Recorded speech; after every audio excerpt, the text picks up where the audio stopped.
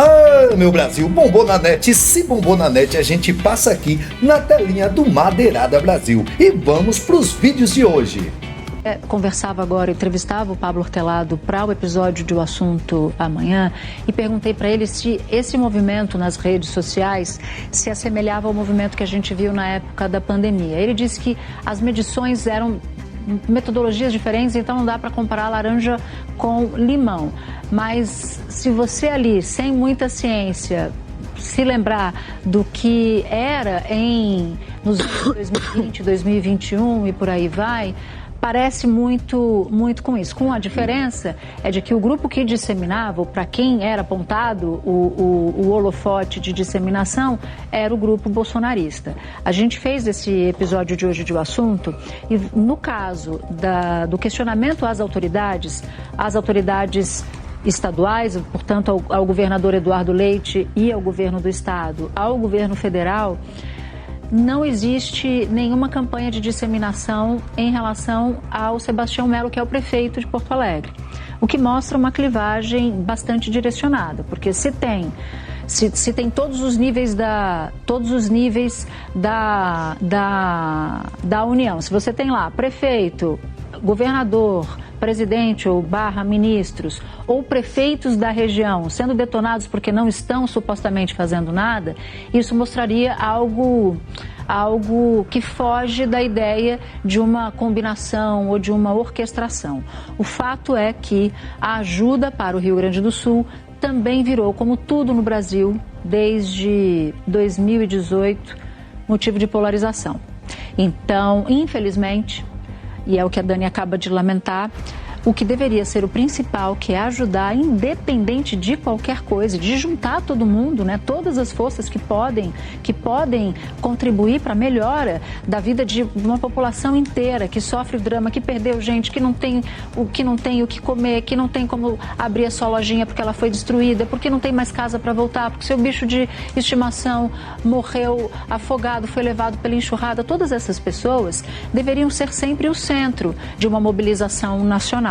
Mas há algo político impedindo que isso aconteça, uma disputa nas redes sociais para desestabilizar governos.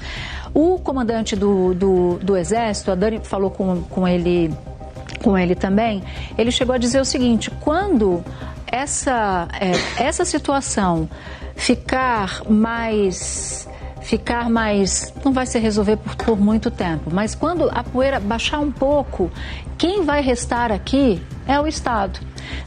Por isso é muito perigoso essa ideia de absoluta ausência do Estado, que é um dos eixos sobre os quais a Dani dizia ontem, um eixo para dizer o seguinte: o Estado não está presente, quem resolve somos nós que estamos lá. Mas eles não estão falando dos voluntários, eles estão falando daqueles que vão para o Estado, que prometem ajuda e de fato mandam dinheiro para o Estado, mas se valem dessa ajuda para aparecer, para dizer que está fazendo alguma coisa, enfim.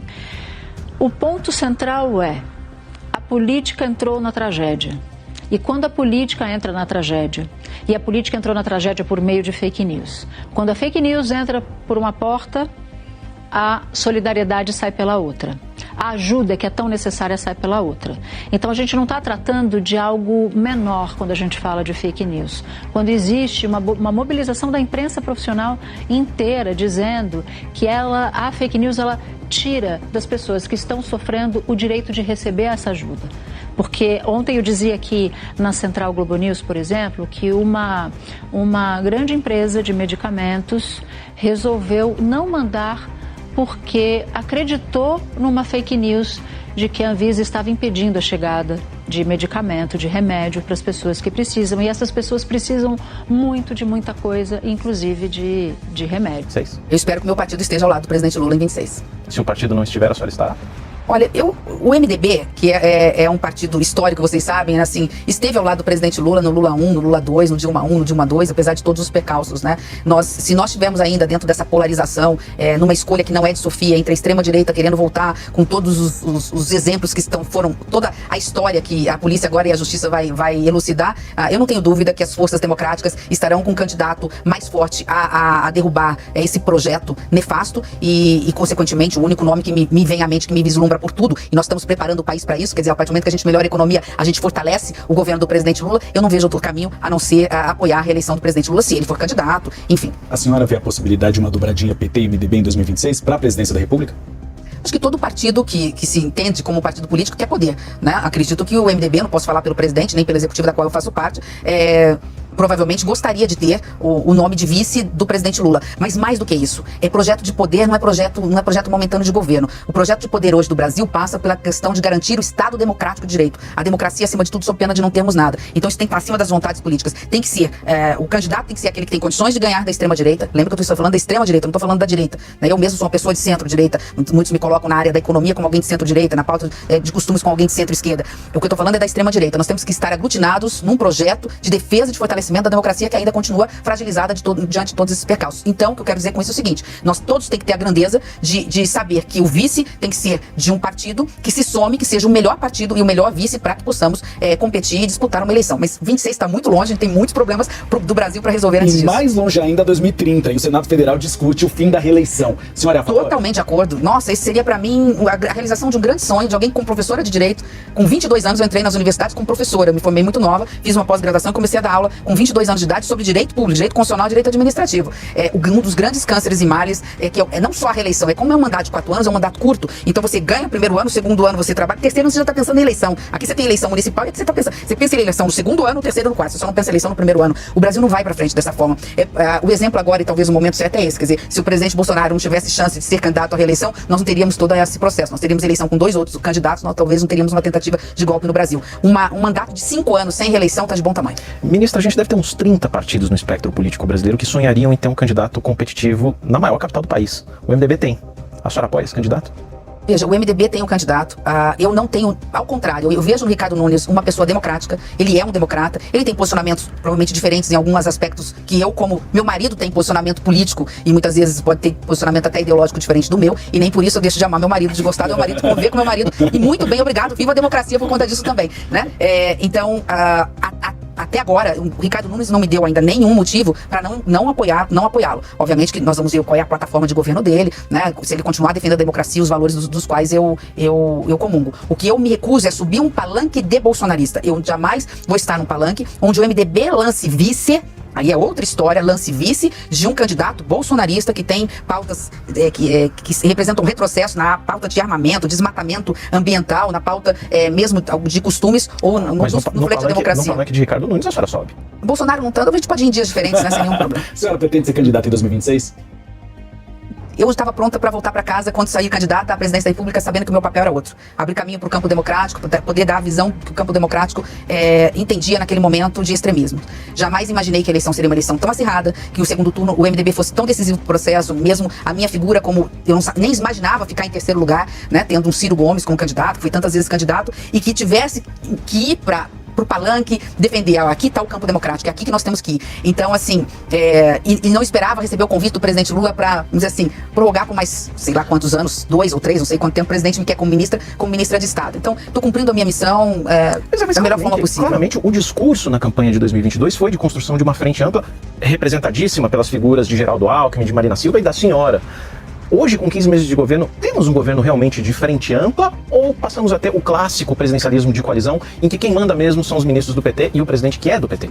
Não, quem manda mesmo é o presidente, isso eu não tenho dúvida. Mas eu não vejo essa força política dos ministros do PT diferente da força política e até de gestão dos ministros que não são. Vamos lembrar que, embora os ministros do PT estejam nas principais pastas de entrega de políticas públicas, né, nós temos uma ministra que não é do MDB, do PT, na agenda econômica do governo, né, que dos 2 votos do CMN que são decisivos, um é do PT e um é meu, da Frente Ampla. Nós temos, dentro da equipe econômica, que a gente sempre lembra da equipe econômica, nós temos 4 ministros, 2 são da Frente Ampla, que nós não podemos esquecer que o Geraldo Alckmin é ministro da equipe econômica, desenvolvimento, indústria e comércio, e que nas entregas de estrutura física, nós temos o ministro do desenvolvimento regional, dos transportes, das cidades, de portos e aeroportos, enfim, não vou lembrar aqui de cabeça quantos, micro e pequenas empresas, que são todos ministros da frente ampla. Esse é um governo de frente ampla, de fato. É um governo de frente ampla, inclusive nas entregas. É um governo cuja a modelagem daquilo que se tem que fazer e se entregar, ela é compartilhada com os ministros que não são do Partido dos Trabalhadores. A que a senhora atribui a queda de popularidade do presidente? Falta de comunicação. Nós não estamos sabendo nos comunicar. E não é a SECOM, é importante dizer. Somos nós. É uma meia-culpa que nós temos que fazer. Então, assim, eu tenho que conseguir explicar para a população o que é déficit, o que é meta fiscal, o que é orçamento, de forma simplificada. Mas é a comunicação ou a realidade? Geralmente, quando a realidade é difícil, o problema vira da comunicação. Gente, como que pode ser a realidade com uma economia do jeito que está? Me aponte um índice macro ou microeconômico que não esteja dando certo ou que não tenha surpreendido positivamente. Inflação, crescimento, geração de emprego, carteira de trabalho, as políticas públicas todas devolvidas, a economia aquecida,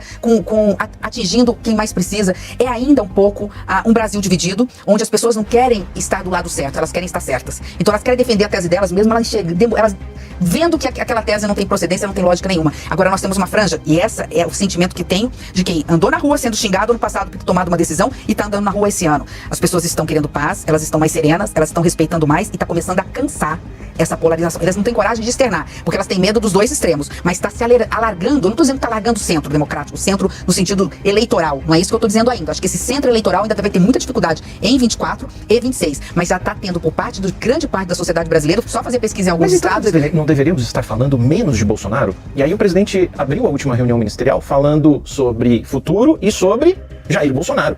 É porque ele fez um pedido ali na reunião. Ele pediu para que o ministro Rui fizesse uma retrospectiva, para que a gente virasse essa chave, falasse 23 acabou, é que depois teve a reunião fechada, né? Eu vou contar um bastidor aqui que não é nada demais. Então, para a imprensa, para o público, talvez o que tenha faltado poderia ter colocado o ministro Haddad ao vivo também, porque ele dividiu, acho que de forma sensata. Fala, gente, 23 acabou, mas aqui tá aqui.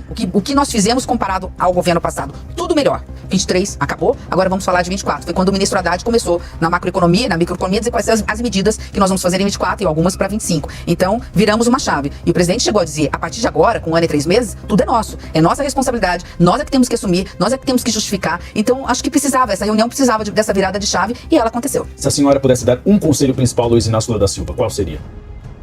Agora a pergunta mais difícil que me fizeram nesse 1 ano e 3 meses. Que ele continue tendo a capacidade, que me surpreendeu, que ele continue tendo a capacidade de ouvir.